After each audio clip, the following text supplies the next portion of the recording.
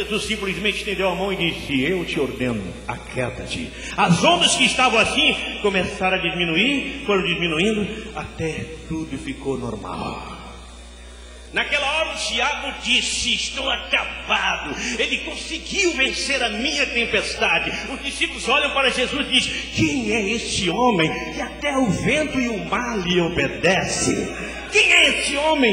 Eu creio que os discípulos ficaram muito contentes e felizes, dizendo: nós estamos realmente seguindo aquele que é o eu sou. O eu sou. Digam amém. Tudo ficou tranquilo. O tempo voltou ao normal. Talvez que as nuvens estivessem escuras, talvez ele mandou ficar clara, mandou o sol brilhar, tudo brilhou.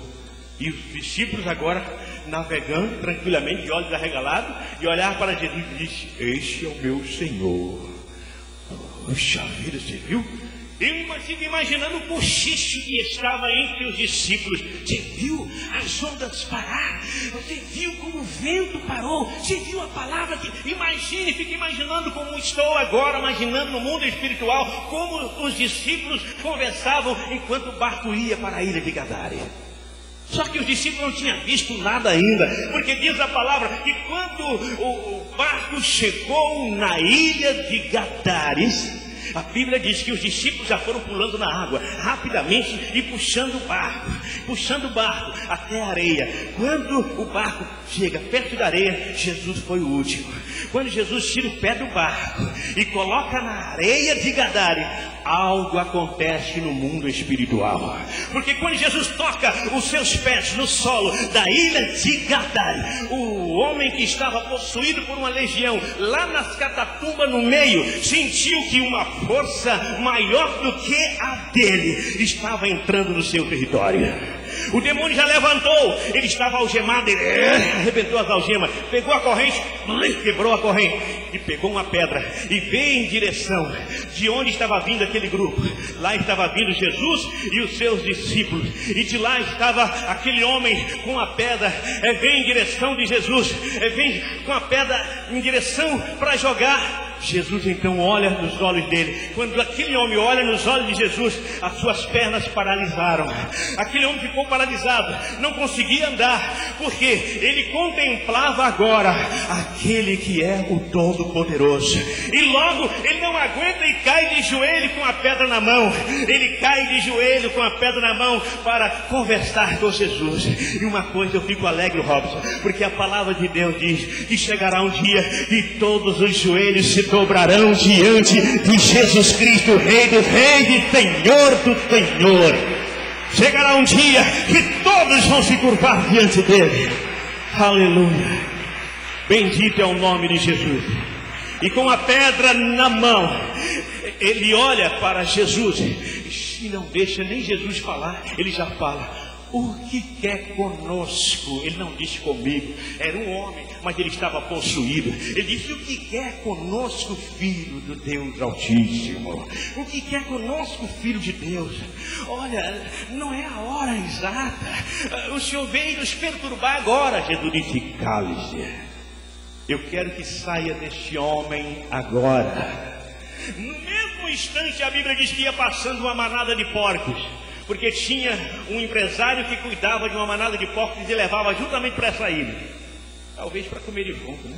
Engordar para vender para o povo, sei lá.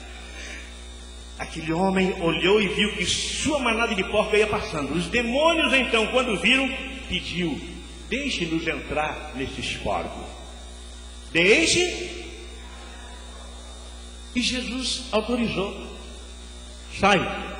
E a Bíblia diz que no mesmo instante saiu daquele homem assim, aquela multidão, aquele barulhão que fez, saiu. E aquele homem caiu.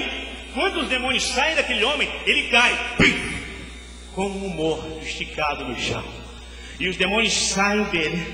Cada demônio entra num porco. Leia lá Marcos capítulo 5. Cada demônio entra num... Quando os demônios entraram nos porcos, veja bem, cada demônio entrou num porco. O porco, cada porco começou a pular. e balançar a cabeça, e saltar, e sair correndo, desorientado, corria, batia no barranco, voltava. Os porcos enlouqueceram, e a Bíblia diz que todos despencaram da montanha, do lado, naquela ilha, e precipitaram no mar. Todos os porcos morreram.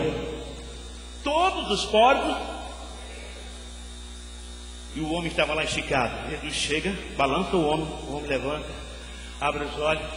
Aquele homem cabeludo, barbas compridas, sujo, roupas rasgadas, fedendo. A palavra bem clara, fedorento, porque não tomava banho, não sei, está cheiroso.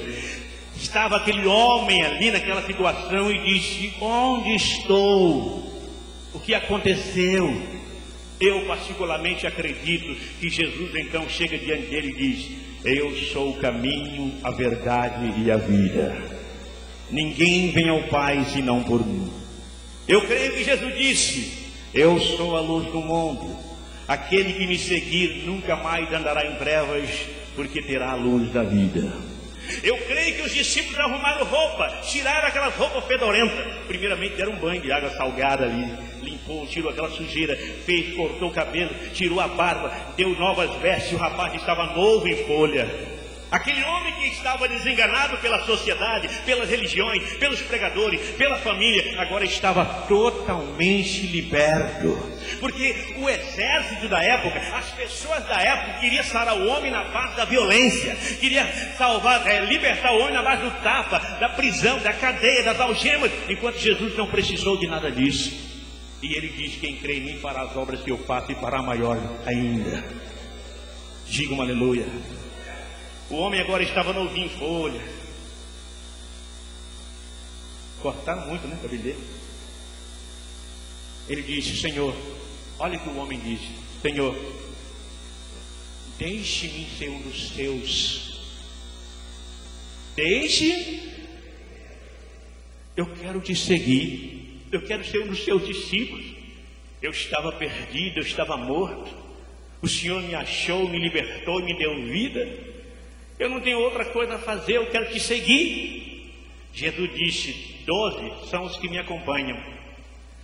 Você pode ser meu discípulo, mas não precisa vir atrás de mim, me seguindo por onde eu vou. Eu quero que você volte para Decápolis. A sua região tem 10 cidades. Todo mundo te conheceu lá? Todo mundo me conhece lá. Então volte e diga para todos o que o Senhor fez na tua vida. Um homem sem esperança, um homem totalmente acabado, um homem que estava praticamente morto, um homem que estava abandonado por tudo e por todos. Todos olhavam e diziam: não tem jeito, mata, manda para a prisão. Jesus foi lá e libertou e fez dele um dos maiores ganhadores de alma da região de Decápolis. Aquele homem foi alegre, bonito. Quando entrou pelas ruas, principalmente da sua cidade, a primeira cidade, as pessoas olhavam para ele: não é o louco, não é o louco. E então ele pregava dizendo: não sou mais louco, eu estava possuído, mas agora estou livre, porque um homem chamado Jesus, o Filho de Deus, me libertou. E eu estou aqui anunciando a você que ele me libertou, e ele virá aqui e vai fazer obras maravilhosas neste lugar. Ele passou em todas as cidades. Se você continuar lendo a Bíblia, você vai ver que lá está escrito assim: quando Jesus foi na região de Decápolis, todos os moradores já conheciam Jesus de ouvir falar. Está escrito: quando Jesus chega em pessoa, o povo então aceitou, dizendo: nós conhecíamos de ouvir falar, mas agora os nossos olhos estão vendo o Rei dos Reis e Senhor dos Senhores. E essas palmas sejam mais fortes para Jesus.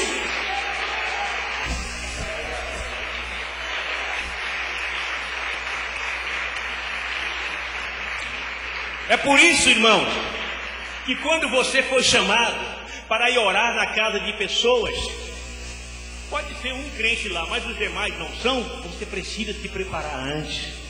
Porque se você for de qualquer maneira, você vai ser atingido por setas maléficas, malignas. E você vai ficar triste, doente, desanimado, não tem mais ânimo, não tem força. Quantas pessoas já chegaram para mim e falaram assim: pastor, eu fui orar na casa ali, mas pastor, foi uma bênção. Só que eu saí de lá, minutos depois, dores para todo lado. O diabo, ele arma cilada. Quando alguém chega, Dovaniano, quer que você vai lá na minha casa orar pelo meu irmão, que ele não quer nada com Deus e está com um problema ruim. Se ele não orar antes, se ele não se preparar antes, se ele não buscar a Deus antes, ele pode passar vergonha. E o diabo pode armar ciladas. É por isso que muitos crentes caem, porque chega diante de problemas difíceis e não conseguem. Por isso